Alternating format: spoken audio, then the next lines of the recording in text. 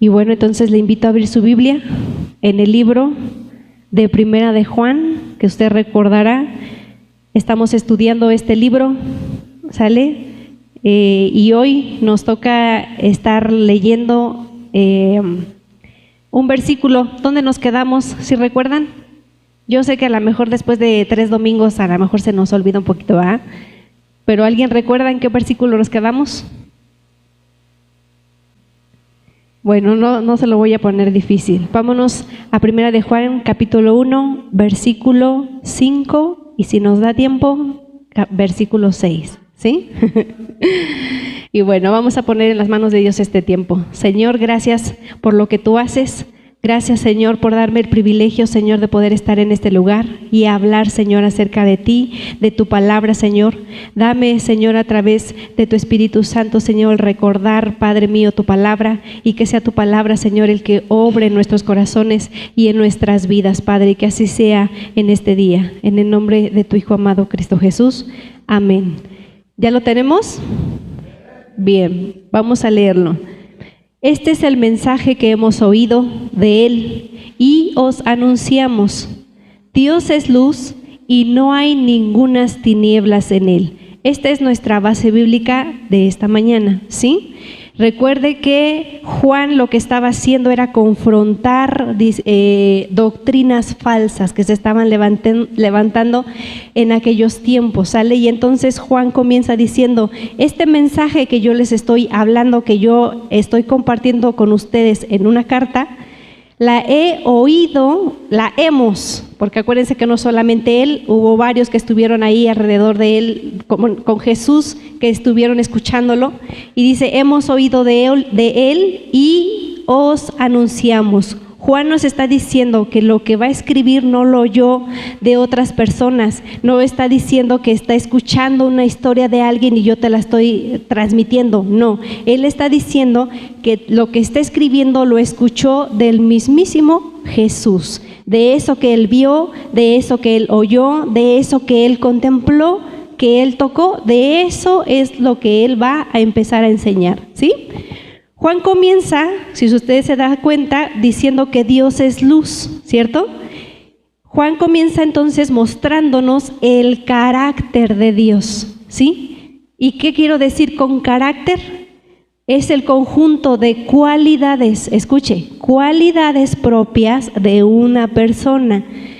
Nosotros, a través de la lectura y estudios, hemos estado conociendo parte de este carácter de Dios. Y digo parte porque conocer al Señor es una inmensidad, nos quedamos cortos, ¿vale? Pero estamos conociéndolo poquito a poquito. En la palabra de Dios hemos encontrado muchas personas, muchos personajes que tuvieron una comunión con Dios. Y esa comunión les ha permitido o les permitió conocer muchos de sus atributos. El caminar junto a Él les permitió conocerlo porque así le plació manifestarse a ellos. ¿Quién se manifestó a ellos? Dios, ¿sale? Acuérdese que atributos y cualidades es lo mismo, ¿ok? Cuando estoy diciendo atributos, cualidades o el carácter de Dios, estoy hablando de lo mismo, ¿sale? Solamente en diferente palabra. Estos personajes pudieron conocer a Dios a través de su relación personal con Él. ¿Como quién? Un Moisés. ¿Cómo se apareció o cómo Dios se manifestó a Moisés? En una forma de zarza. Dice que en una zarza de fuego que no se consumía. De esa forma se manifestó Dios a Moisés. Y luego Moisés vio descender del cielo fuego que alumbraba su camino o que alumbraba el camino del pueblo.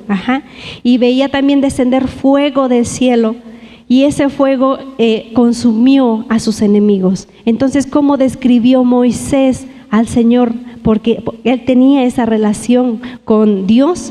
En Deuteronomio 4:24 lo dice, porque Jehová tu Dios es fuego consumidor. ¿Por qué dijo él eso? Porque fue lo que él miró en su relación con Dios. El Señor se le manifestó en forma de fuego y dijo, mi Señor es fuego consumidor, ¿sale? Entonces Moisés describió el carácter de Dios de esta manera, con este atributo, ¿sí? ¿Quién más? David. En el Salmo 34:8, David escribió: bueno es Jehová, dichoso el hombre que confía en él. Y en el Salmo 145, versículo 3 dice: grande es Jehová y digno de suprema alabanza. ¿Qué atributos describió David?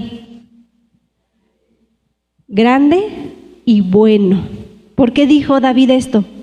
David sabía que tenía un Dios grande, y ese Dios grande sabía que lo estaba respaldando y que era más grande que lo que tenía enfrente, y eso que él tenía entonces le daba el valor de enfrentar gigantes. ¿Por qué? Porque sabía que tenía un Dios grande atrás de él y que lo iba a hacer que él pudiera ganar la batalla, ¿sí? Con leones, con fieras, con osos, ¿sale? Él pudo. ¿Por qué? Porque sabía que tenía un Dios grande detrás de él.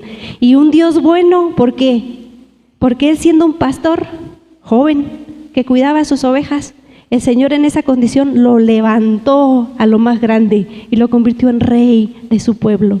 Y él fue bueno con él. Y por eso David dice, y lo describe así en estos atributos: Dios es bueno y es grande. Ajá.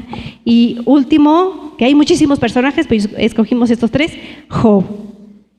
¿Y qué puede decir Job? Job te lo tenía todo y de momento nada. ¿Y cómo fue entonces esa relación con Dios? Fíjese lo que dice Job 36:5, dice: he aquí que Dios es grande, pero no desestima a nadie. Es poderoso en fuerza y en fuerza de sabiduría, dice Job. Su relación con él, dijo que era grande y poderoso en fuerza de sabiduría.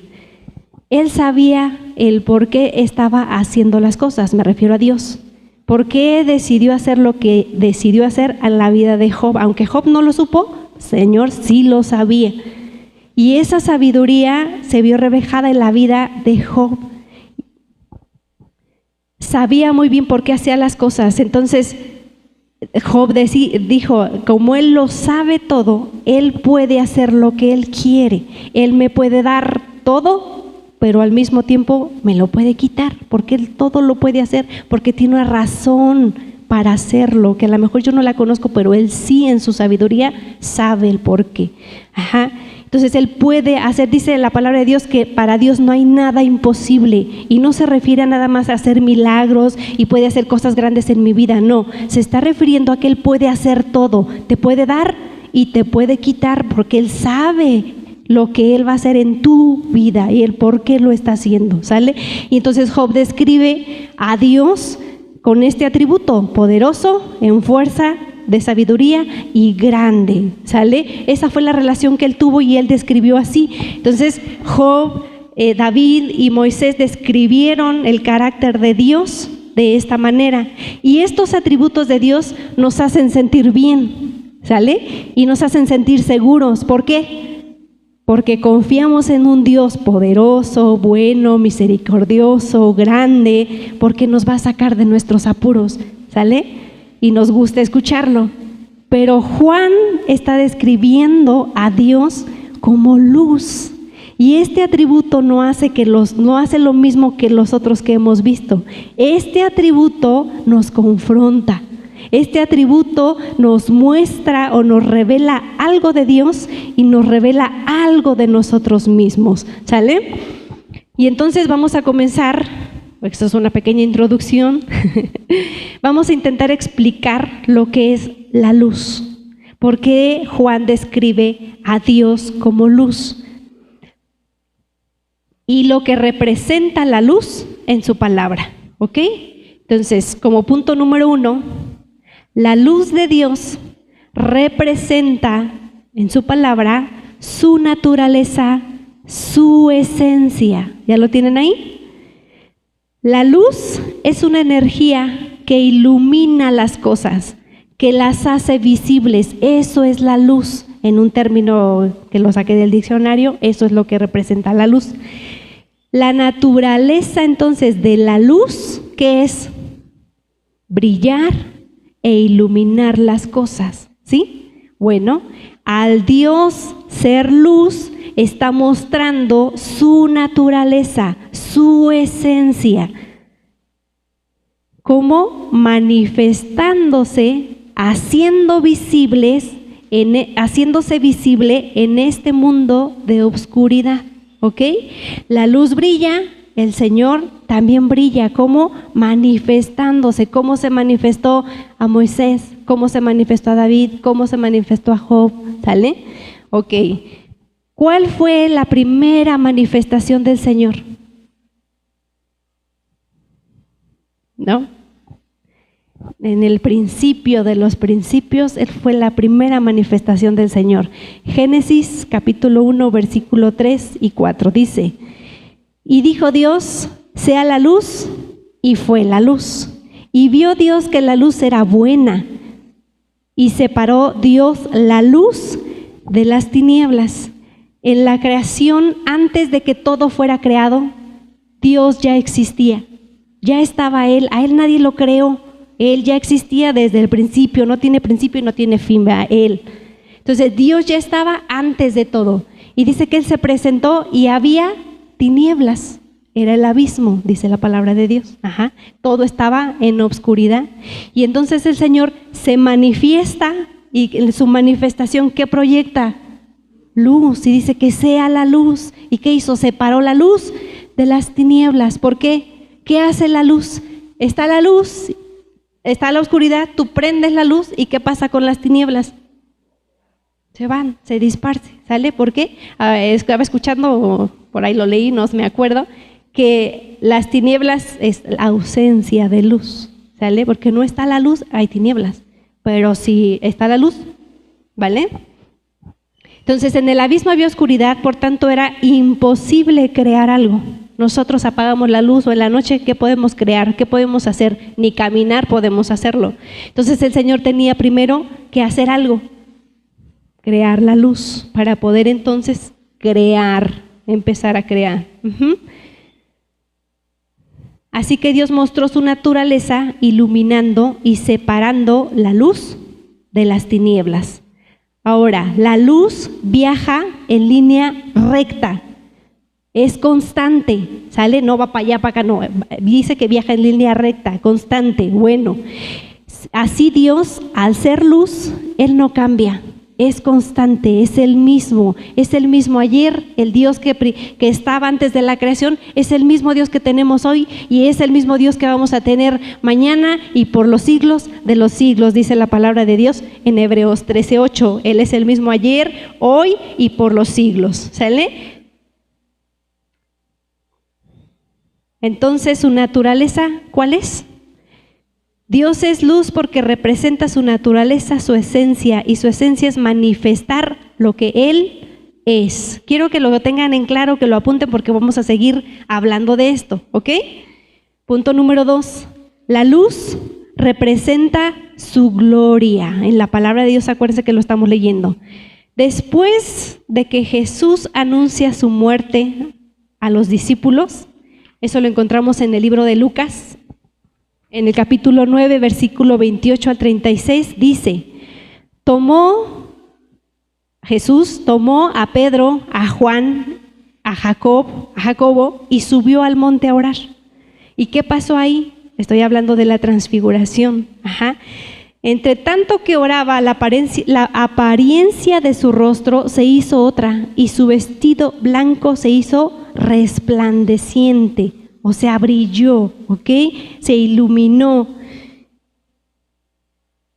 Y he aquí dos varones que hablaban con él, los cuales eran Moisés y Elías, quienes aparecieron rodeados de gloria. Ellos también estaban iluminados, y esta luz representa su gloria. Aquí lo está diciendo, ¿ok? Quienes aparecieron rodeados de gloria y hablaban de su partida, o de lo que iba a acontecer en Jerusalén, o lo que le iba a pasar a Jesús en Jerusalén, para que Jesús pudiera tener este contacto y le pudieran hacer saber que venía. tenía que él tomar la forma de Elías y de Moisés, y por eso resplandeció, ¿sale? Y por eso representa su gloria. Y ahí hay otra enseñanza bien bonita y padre que ojalá en algún momento la aprendamos, pero ya después. ¿Sale? Entonces, 2, ¿qué representa la luz de Dios? Su gloria. Punto número 3. La luz representa la santidad moral máxima de Dios. Lo vuelvo a repetir. La luz representa la santidad moral máxima. ¿Qué trato de decir? Lo voy a ir desglosando. Moral. ¿Qué quiero decir con moral? Moral es la congruencia de lo que es Él, lo que hace y lo que dice. Por eso a veces dices, ¿tú con qué moral me hablas? Si dices una cosa y estás haciendo otra. Entonces, tú tener moral es tener congruencia en lo que eres, piensas y haces, ¿sale? El Señor es congruente con lo que Él es, con lo que Él hace, con lo que Él dice y lo cumple, ¿sale?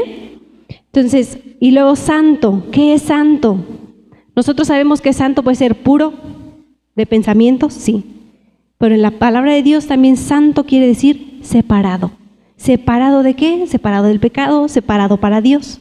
Pero en este caso dice la palabra de Dios que Dios es santo. ¿Qué es? También en el Señor quiere decir separado. ¿Separado de qué? Separado de todo lo que existe respecto a todo lo creado. Cuando Dios creó todas las cosas, antes de crearlas dice que ya era Dios, ¿sí? Y entonces ya era Dios y no había nadie más como Él. No había quien se le comparara, con quien comparar al Señor. Él está apartado de todo lo que es creado, ¿sale? Porque Él es el único.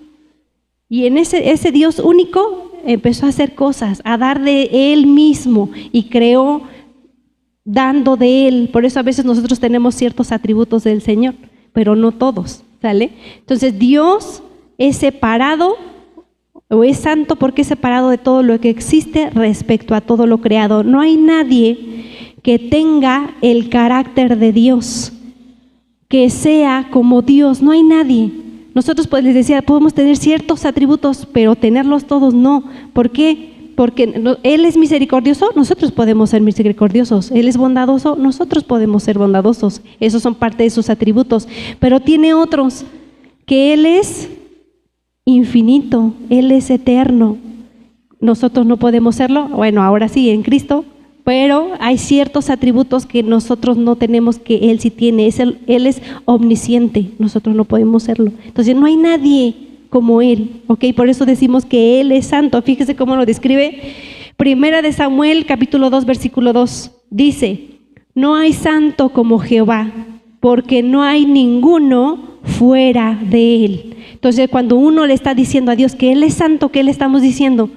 Que Él es único, que no hay nadie que se le compare, no hay nadie como Él, ¿sale? Tú puedes comparar una cosa con la otra aquí y tienen rasgos parecidos.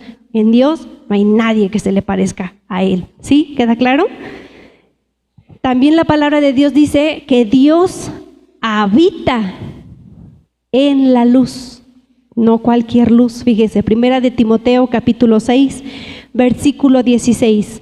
El único, dice la palabra de Dios, el único que tiene inmortalidad, que habita en la luz inaccesible, a quien ninguno de los hombres ha visto ni puede ver, al cual sea la honra y el imperio. El único que tiene inmortalidad y que habita en luz inaccesible, palabra rara, ¿verdad? Como que no sé qué sea. Bueno, inaccesible quiere decir que no puede llegar hasta Él. Eso es inaccesible. No podemos llegar a ver a Dios porque no podemos ver o llegar a ver o mantener la vista para ver qué hay en el final. Es como cuando el sol, usted quiere voltear a ver el sol y quiere quedarse ahí, ¿qué va a pasar? No puede, porque no logra quedarse ahí para ver cómo es el sol. ¿Vale? Así lo mismo es con el Señor. Esta luz que Él proyecta, que es Él, es imponente para el hombre. Por eso es inaccesible. En Éxodo capítulo 34 del versículo 29 al 35 está relatando la historia cuando Moisés sube al monte Sinaí, pasa con el Señor 40 días ahí con él, charlando con él, escribiendo las tablas y pasando todo ese tiempo con él. Y entonces algo sucede ahí que Moisés no se dio cuenta. Cuando Moisés baja con las tablas y llega al pueblo para compartir la ley, ¿qué ve el pueblo en él? Que su rostro resplandecía. Él no se había dado cuenta de eso, pero el pueblo sí lo miró. ¿Y qué pasó con el pueblo? Dice que tuvo miedo, tenían miedo de esa luz que Moisés estaba proyectando. Y entonces, ¿qué tuvo que hacer Moisés? Cubrir su rostro con un velo, porque los hombres, o a los hombres, les causaba temor esta luz. Los mismos serafines, dice en Isaías 6:2, que los serafines tienen ¿cuántas alas? Alas aquí, alas acá, alas acá. ¿Qué pasa? ¿Qué hacen con estas alas? Dice que cuando están al frente del Señor o frente a Dios, ellos tienen que tapar sus rostros, porque esa luz es imponente e inaccesible. Tienen que cubrirla. Y a eso se refiere que Dios habita en luz inaccesible, ¿ok? 3, o no sé cuántas ya llevo. La luz es Cristo. Cristo mismo es la luz. Fíjese lo que dice Juan 8, versículo 12. Otra vez Jesús les habló diciendo, yo soy la luz. Otra vez les habló diciendo, ¿a quiénes? A los fariseos les estaba diciendo eso. Yo soy la luz del mundo. El que me sigue no andará en tinieblas, sino que tendrá la luz de vida. Y recuerde que la otra vez estuvimos diciendo que Jesús mismo es la vida y también es la luz, ¿ok? Entonces, si Dios es luz, Cristo también es la luz. Juan 14:9, Jesús le dijo a Felipe, tanto tiempo hace que estoy contigo y no me has conocido, Felipe. El que me ha visto a mí, ha visto al Padre. Por eso, si Dios es luz, Cristo es luz, ¿sale? Y entonces, hoy en día, ¿qué representa la luz? La luz representa la palabra de Dios, su verdad. Esa es la luz. ¿Por qué? Porque es su palabra, porque dice que en ella encontramos el testimonio de Jesús. ¿Quién nos da testimonio? ¿De quién nos habla la palabra de Dios desde Génesis hasta el Apocalipsis? ¿De quién nos está hablando? De Cristo. Entonces esa es la luz, ¿ok? Eso representa hoy en día la luz. ¿Quedamos claros entonces más o menos qué es la luz? ¿Qué representa la luz? ¿Dónde habita el Señor? ¿Sí? Ok, bien. En el versículo entonces 5 de Primera de Juan dice, en Dios es luz y no hay ninguna tinieblas en él. Bueno, vamos a ver qué es tinieblas y qué representa. Más bien, ¿qué representan las tinieblas? Las tinieblas representan el pecado, la falsedad, la mentira y la humanidad sin Cristo. ¿Por qué lo digo? Fíjese, en Efesios capítulo 5, versículo 8 dice, porque en otro tiempo eran tinieblas, mas ahora son luz en el Señor. Andad como hijos de luz. Vamos a seguir después hablando de esto, ¿sale? Pero por hoy, Pablo, note bien que nos dice que cuando Pablo no dice que estamos en tinieblas cuando no le conocemos, no, dice que nosotros éramos tinieblas, sin Cristo somos tinieblas. Ajá, no es que estamos, no están, que afuera están las tinieblas, no, tú eres tinieblas sin Cristo. Por tanto, las tinieblas representan la humanidad sin Cristo. Y bueno, ya para finalizar, regresamos otra vez al versículo 5 en la parte final que dice, y no hay ningunas tinieblas en él. Las tinieblas representan el pecado ¿Y qué es el pecado? Todo lo contrario a lo que Dios es. ¿Sí? Si Dios es fiel, ¿qué es el pecado? La infidelidad. Si Dios es misericordioso, ¿qué es el pecado? Ser crueles. Si Dios es bueno, ¿qué es el pecado? La maldad. Si Dios es la verdad, ¿qué es el pecado? La mentira. Si Dios es amor, ¿qué es el pecado? El odio. Entonces, ¿qué es el pecado? Todo lo contrario a lo que Dios es. Dios, entonces, es la totalidad de todos sus atributos y el pecado son todos los defectos. ¿Ok? Mateo 27, versículo 46, mismo Jesús dijo esto: Dios mío, ¿por qué me has abandonado? ¿Por qué el Señor tuvo que separarse un momento de nuestro Señor Jesús? Porque ahí en la cruz Él cargó con tu pecado, con el mío, con mi moralidad, con mi adulterio, con mi falsedad, con todo lo contrario que ya acabamos de leer. Jesús cargó todo eso ahí. Y si Dios es luz y el pecado que traía el Señor Jesús son tinieblas, y el Señor Jesús y Dios, se acerca a las tinieblas, ¿qué iba a pasar?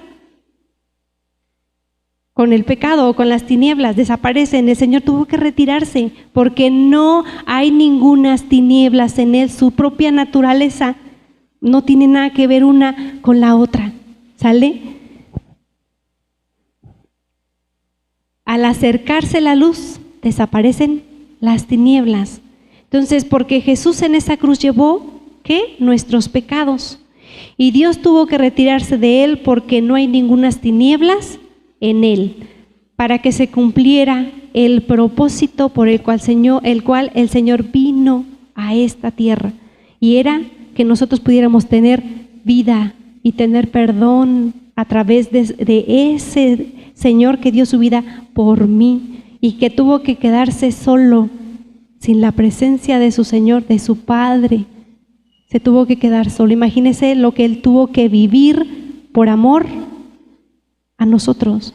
El Señor tuvo que alejarse de su Hijo en una situación difícil para Él. ¿Sabe lo que es? Yo me pongo a pensar que mi hijo está pasando una situación difícil y en vez de ayudarlo, me tengo que alejar porque él tiene que vivir y experimentar su propia decisión o enfrentar la dificultad. Él es su momento. Yo de lejitos, no porque no te ame, tengo que separarme. El Señor hizo lo mismo y como hijo, Él tuvo también que experimentar un tiempo difícil de quedándose sin su Padre. El Señor aguantó golpes, aguantó lo que quisieron hacer con Él estando en la tierra, pero ¿qué fue lo que más le dolió? Que se alejara su Padre de Él y lo sufrió por amor a usted. Y nosotros no podemos entonces decir, pues no me importa el sacrificio que hizo el Señor. No, todo lo contrario, somos agradecidos y por eso hoy estamos aquí, ¿sale? Reconociendo que Dios es luz y gracias a Dios por eso que nos permite ver nuestra condición. Y bueno, eso ya es otro tema en el siguiente versículo que lo veremos en la siguiente clase. ¿Sale? Y muchísimas gracias. Que a Dios sea la gloria, a Dios sea la honra y gracias a Dios por este tiempo. Le invito a que nos pongamos de pie para agradecer al Señor por este tiempo. Espero que haya sido de bendición a sus vidas y ya despuesito vamos a seguir estudiando más este libro, ¿sí?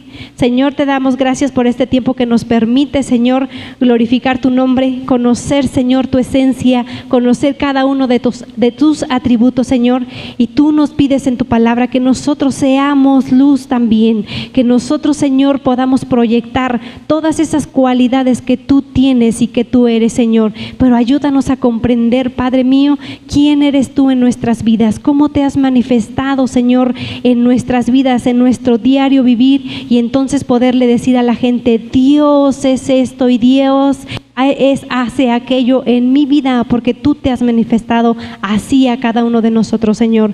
Que tú, Señor, que eres santo, eres bendito, tú, no hay nadie que se compare a ti, y que fue lo que hoy aprendimos, Señor. No hay nadie que puede obrar como tú lo haces en nuestras vidas, y por eso, Señor, nosotros te buscamos y te reconocemos como nuestro Señor. Muchísimas gracias, y a ti sea la gloria y la honra por los siglos de los siglos. Amén y amén. Gracias, Señor.